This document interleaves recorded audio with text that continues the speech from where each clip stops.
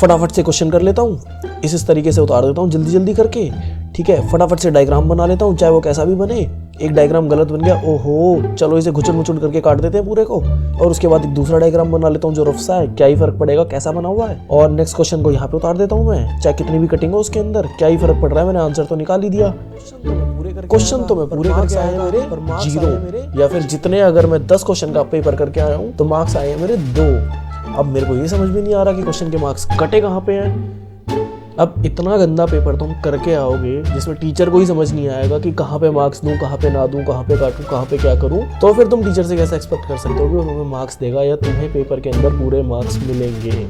हाँ जी क्लास, तो इस वीडियो के अंदर हम यही डिस्कस करेंगे कि पेपर के अंदर आपको क्या चीजें करनी है और क्या चीजें नहीं करनी है, क्योंकि एट द एंड वही चीजें मैटर करेंगी। तुम्हें पेपर आता है वो प्राइमरी चीज होती है पेपर को करने के लिए, बट सेकंड मोस्ट इंपॉर्टेंट चीज होती है प्रेजेंटेशन। तुम पेपर को करके कैसे आते हो, कितनी सफाई के साथ, कितने चीजों का ध्यान रखते हुए तुम उस पेपर को करोगे जिससे टीचर के ऊपर इंप्रेशन पड़ेगा और वो तुम्हें पूरे मार्क्स देगा, ठीक है। तो कुछ की पॉइंट्स का ध्यान रखना होता है पेपर को करते टाइम, उन्हीं की पॉइंट्स को हम डिस्कस करेंगे। और इस वीडियो के अंदर हम आज एक सीबीएसई के टॉपर की आंसर शीट को देखेंगे कि उसने किस तरीके से क्वेश्चंस को किया हुआ है, क्या गलती हमें अवॉइड करनी है, किन चीजों का हमें ध्यान रखना है, जिससे हम पेपर के अंदर, मैथ्स में पेपर के अंदर पूरे मार्क्स स्कोर कर पाए।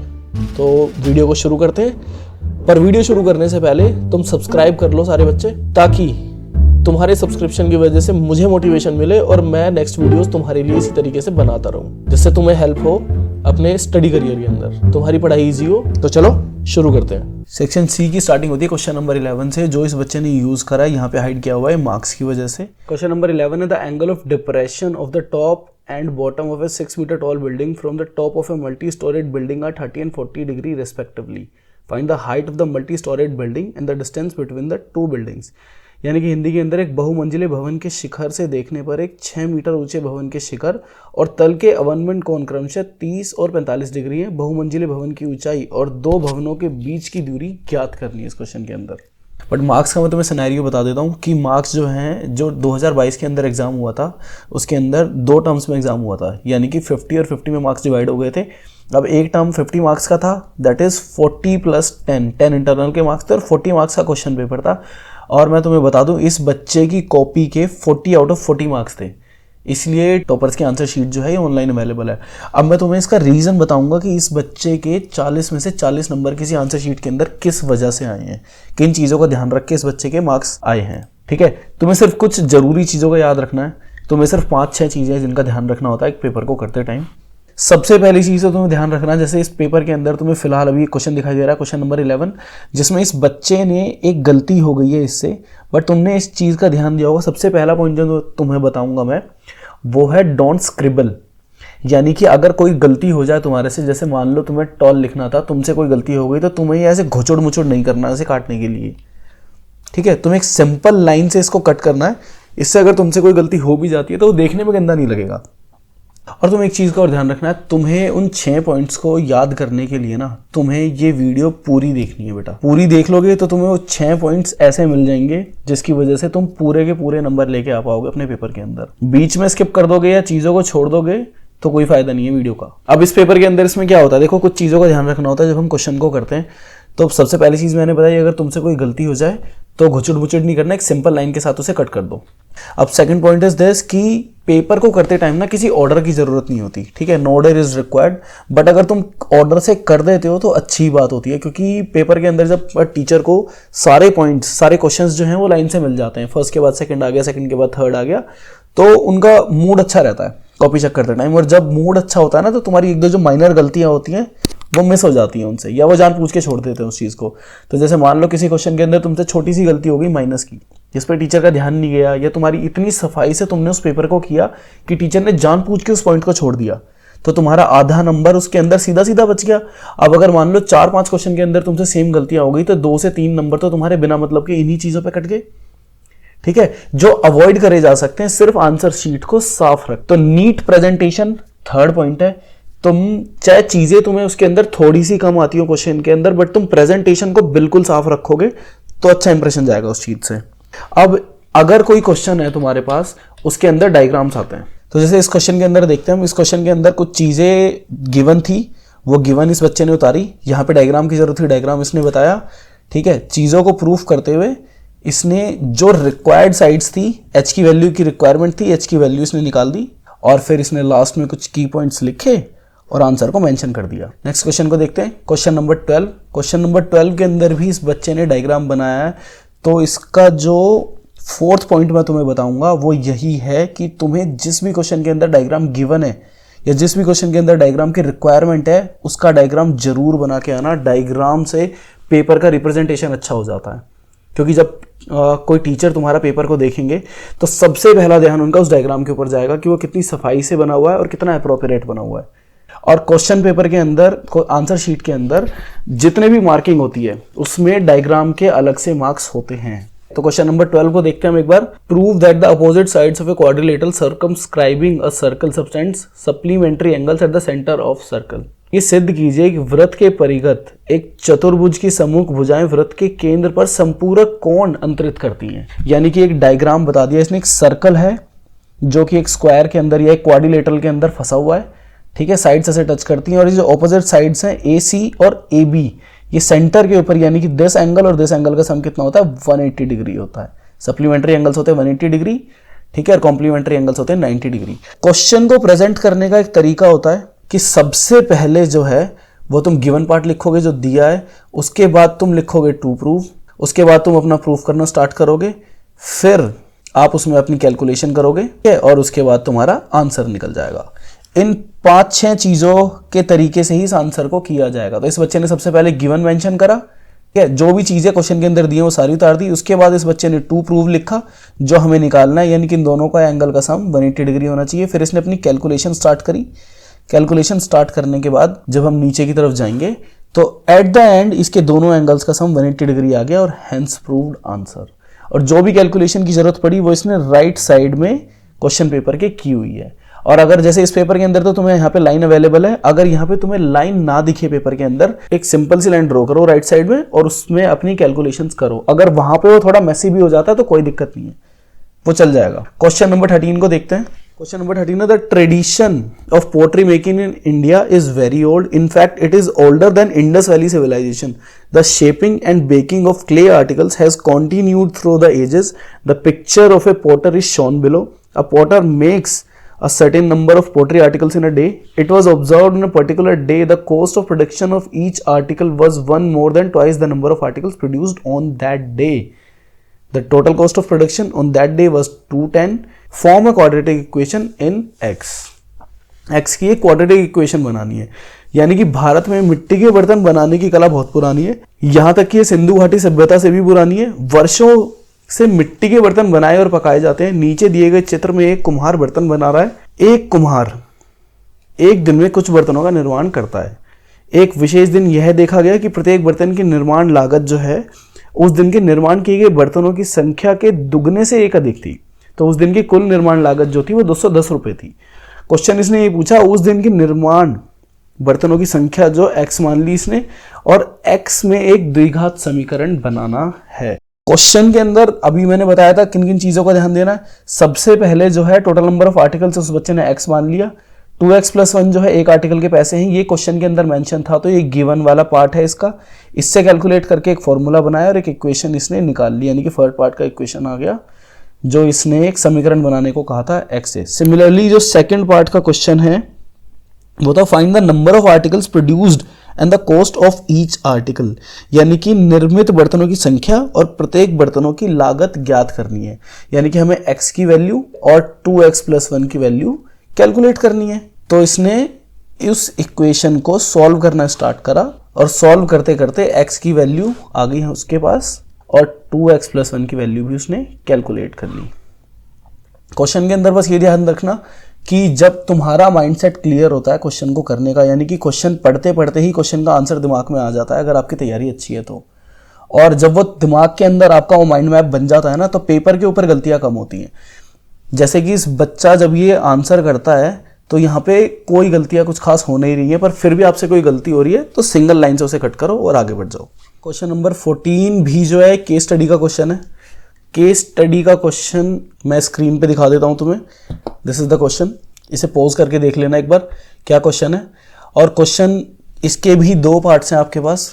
पार्ट ए, ठीक है, एंड पार्ट बी, दोनों पार्ट्स को सॉल्व करेंगे और उसके आंसर निकालेंगे।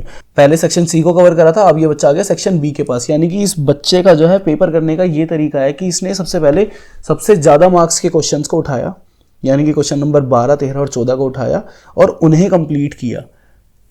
उसके बाद ये सेक्शन बी की तरफ आ गया, उसके बाद ये सेक्शन ए की तरफ चला जाएगा, यानी कि कम मार्क्स वाले क्वेश्चन की तरफ जाता जाएगा, जिससे लास्ट में जो है पेपर के एंड में इसके पास छोटे क्वेश्चंस बचेंगे करने के लिए। और अगर कम टाइम भी बच जाएगा तो कोई इशू नहीं है। जनरली बच्चे क्या करते हैं, वो छोटे वाले क्वेश्चंस को ज़्यादा टाइम दे देते हैं स्टार्टिंग में, और पेपर के एंड में बड़े क्वेश्चंस बच जाते हैं और कम टाइम बच जाता है, जिसकी वजह से उनका पेपर खराब हो जाता है। तो ये अच्छी ट्रिक है पेपर को करने की, इस तरीके से भी आप क्वेश्चंस को कर सकते हैं, ठीक है। बट मेरा मानना ये है कि अगर आपको सारे क्वेश्चंस एक पेपर के अंदर नहीं आते उस कॉन्फिडेंस से, तो पहले आप उन क्वेश्चंस को कीजिए जिन क्वेश्चंस का आपको अच्छे तरीके से लग रहा है कि आप उन्हें अच्छे से परफॉर्म कर लोगे। क्योंकि जितने कॉन्फिडेंटली आप एक क्वेश्चन को कर लोगे स्टार्टिंग में, पूरा पेपर उसी पे टिकता है। फिर उसी कॉन्फिडेंस से आप बाकी के पेपर को करोगे। और अगर स्टार्टिंग में ही आपने ऑर्डर से चलने के चक्कर में पहले या दूसरे क्वेश्चन को गलत कर दिया या कटिंग ज़्यादा कर दी, तो पूरे पेपर पे इफेक्ट आएगा उस चीज़ का, ठीक है। तो वो गलती नहीं करनी है। क्वेश्चन नंबर 7 को देखते हैं इसके। Question number 7 height and distance का क्वेश्चन है। From a point on the ground, the angle of elevation of the bottom and the top of a transmission tower fixed at the top of a 20-meter high building are 45 and 60 degree respectively, as shown in the figure 3. Find the height of transmission tower. ठीक है, यानी कि भूमि के एक बिंदु से 20 metre ऊंचे भवन के शिखर पर लगे एक संचार मीनार के तल और शिखर के उन्नयन कोण क्रमशः 45 एंड 60 डिग्री है, जैसे कि आकृति 3 में दिखाया गया है। तो संचार मीनार की ऊंचाई बतानी है। तो सबसे पहले जो है इस क्वेश्चन के अंदर आपको डायग्राम बनाने, डायग्राम इस बच्चे ने बहुत सफाई से बनाया। अब मीनार की ऊंचाई जो है वो h है। तो इस डायग्राम से जो भी चीज़ें गिवन है वो इस बच्चे ने पहले यहाँ पे मेंशन करी, उसके बाद इसने फॉर्मूला लगा के ट्राइंगल के अंदर स्टार्ट कर दिया 1045 की वैल्यू से, ठीक है। अब यहाँ पे जो इस फिगर के अंदर तुम्हें 2 वैल्यूज दिख रही हैं जो कैलकुलेट करनी होती हैं, यानी कि x और h, जिनका मान हमें नहीं पता। तो पहला फॉर्मूला लगा के इस बच्चे ने x की वैल्यू निकाल ली। उसके बाद दूसरे ट्राइंगल के अंदर दूसरा फॉर्मूला लगा के इस बच्चे ने h की भी वैल्यू निकाल ली। तो आंसर गिवन है तुम्हारे सामने। क्वेश्चन नंबर 8 जो है स्टैटिस्टिक्स यानी कि सांख्यिकी का क्वेश्चन है, और इस क्वेश्चन के अंदर तुम्हें मीडियन निकालना है। तो मीडियन निकालना है तो सबसे पहले तुम्हें मीडियन क्लास पहचानना होगा।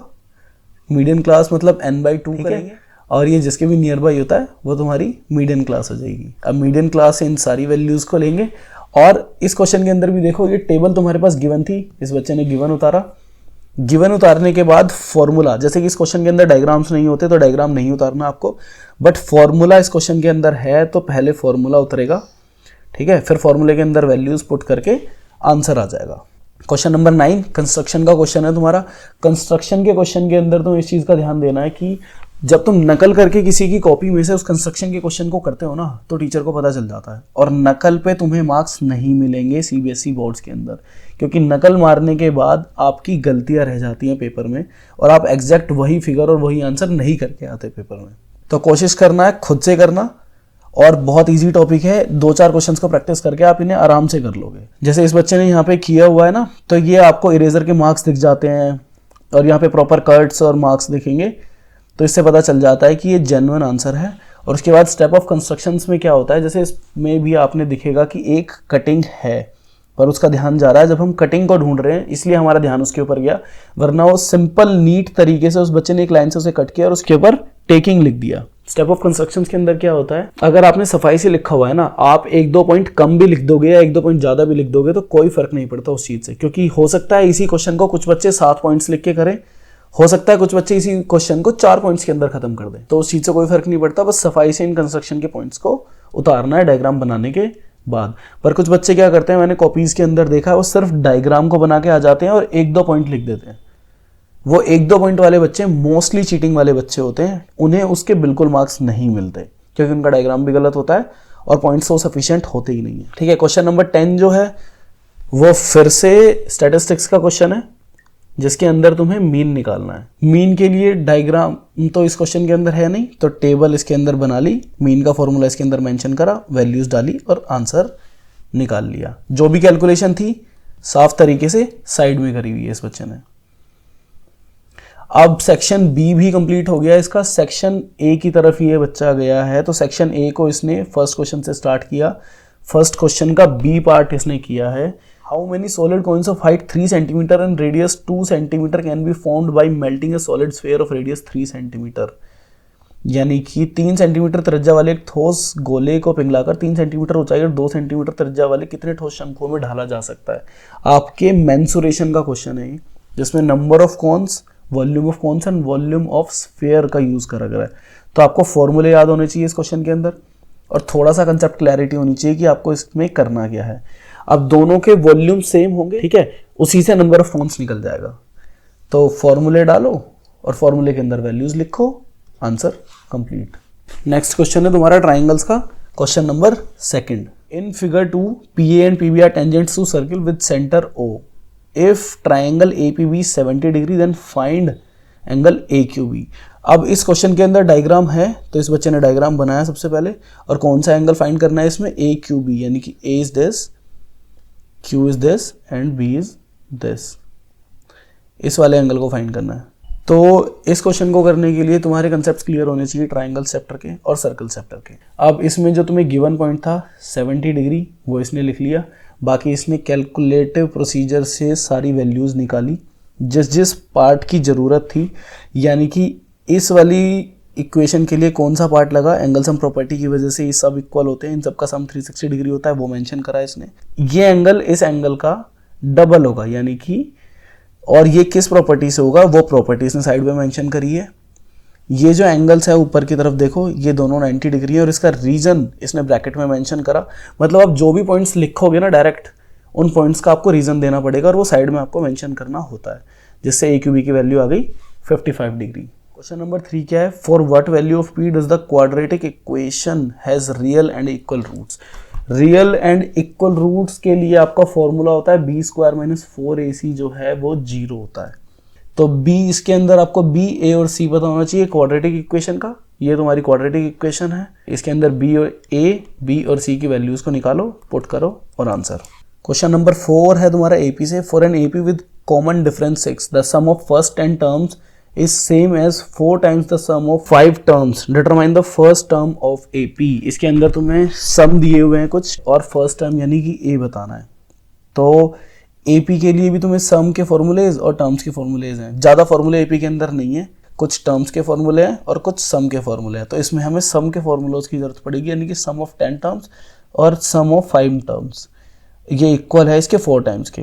क्या, तो इसके अंदर 10 टर्म्स के लिए फॉर्मूला लगा देंगे, इसके अंदर 5 टर्म्स के लिए फॉर्मूला लगा देंगे, कैलकुलेट करते हुए आंसर आ जाएगा। अब एक चीज़ का और ध्यान देना, बहुत छोटी छोटी चीज़ों का इस बच्चे ने ध्यान दिया हुआ है। जैसे क्वेश्चन नंबर 5 है, मैं उसके अंदर बताऊंगा तुम्हें। क्वेश्चन नंबर 5 है कि ये भी AP का क्वेश्चन है, 15 find the 15 terms of AP whose term first term is 7 and fourth term is 44। यानी कि फर्स्ट टर्म जो है वो 17th है एंड फोर्थ टर्म जो है दैट इज 44। गिवन पॉइंट्स उतार लिए। अब फर्स्ट टर्म को जो है यही लिखते हैं और फोर्थ टर्म को तुम ऐसे भी लिख सकते हो, कैलकुलेटिव प्रोसीजर से D की वैल्यू आ गई 9। अब सिंस एंड देयरफॉर, यानी कि इसलिए और चूंकि कि ये सिंबल्स होते हैं, इन चीज़ों का भी ध्यान रखना है पेपर के अंदर। अब यहाँ पे ये सब आ गया। अब इन छोटी छोटी चीज़ों से ना इम्पैक्ट पड़ता है आपकी कॉपी की चेकिंग पे। अगर आप इसे नहीं भी लगाओगे तो भी आपको मार्क्स मिल जाएंगे, बट अगर आपने ये लगा दिया ना, यानी कि आपने हर पॉइंट का ध्यान रखा, जैसे कि किस रीज़न की वजह से है तो वो ब्रैकेट में डाल के उनके पॉइंट्स मेंशन कर दिए, या फिर ये आपने चूंकि देयरफॉर लगा लिया, तो ओवरऑल कॉपी का इम्पैक्ट अच्छा पड़ जाता है उससे। तो आपकी मार्किंग स्कीम पे डेफिनेटली फ़र्क पड़ेगा और आप ओवरऑल कंप्लीट स्कोर करोगे पेपर में। क्वेश्चन नंबर 6 जो है आपका स्टैटिस्टिक्स से है। हम पहले ही एक मीडियन निकाल चुके हैं और एक मीन निकाल चुके हैं, तो मोड बचा हुआ था। यहाँ पे मोड का भी एक क्वेश्चन आ चुका है, ठीक है। मॉडल क्लास को डिसाइड कर लेना है क्वेश्चन से पढ़ के, और मोड का फॉर्मूला सबसे पहले मेंशन करना है और फिर उसके अंदर उसकी वैल्यूज़ को पुट करके मोड निकाल लेना है। ऐसा नहीं है इस बच्चे से पेपर के अंदर गलतियाँ नहीं हो रही, या गलतियाँ हो रही हैं तो उसके मार्क्स कट रहे हैं, या कॉपी गंदी लग रही है, ऐसा बिल्कुल कुछ नहीं है। छोटे छोटे पॉइंट्स का बच्चे ने ध्यान रखा है, गलतियाँ हो रही है सिंपल तरीके से उन्हें काटे हुए, और कैलकुलेशन को नीट और क्लीन रखा है। और नीट और क्लीन रखने का इस बच्चे को ही फायदा मिला है, तो बस इन्हीं की पॉइंट्स का आपको ध्यान रखना है। मैं एक बार फिर से समराइज करा देता हूँ। फर्स्ट पॉइंट जो है आपका वो है डोंट स्क्रिबल, यानी कि आप खुचुड़ मुचुड़ नहीं करनी, आपको सिंपल लाइन से अगर कोई गलती हो जाती है तो उसे काट देना है। सेकंड पॉइंट इज ऑर्डर आपका जरूरी नहीं है, बट अगर ऑर्डर से करोगे तो वो अच्छी चीज है। थर्ड पॉइंट इज आपका जो क्वेश्चन लिखने का तरीका है, जो प्रेजेंटेशन है, वो साफ होनी चाहिए। Fourth point is make diagrams if needed, अगर किसी क्वेश्चन के अंदर डायग्राम गिवन है या फिर जरूरत है तो उसे जरूर बनाना है आपको, वहां पे उसके मार्क्स होते हैं। फिफ्थ पॉइंट इज क्वेश्चन के अंदर अगर फॉर्मूले की नीड है तो फॉर्मूला मेंशन करना है आपको, उसके भी मार्क्स होते हैं, ठीक है। और प्रॉपर पैटर्न से ही क्वेश्चन को करना है, जिसमें सबसे पहले आपको गिवन पॉइंट्स लिखने हैं, फिर अगर प्रूफ की नीड है तो प्रूफ लिखना है, फिर कैलकुलेशन, फॉर्मूले की नीड है तो फॉर्मूला, डायग्राम, ठीक है, देन कैलकुलेशन स्टार्ट करके अपने कंक्लूजन या आंसर की तरफ जाना है, ठीक है। बोर्ड्स ऑलमोस्ट आ गए, ऑल द बेस्ट बोर्ड्स के लिए।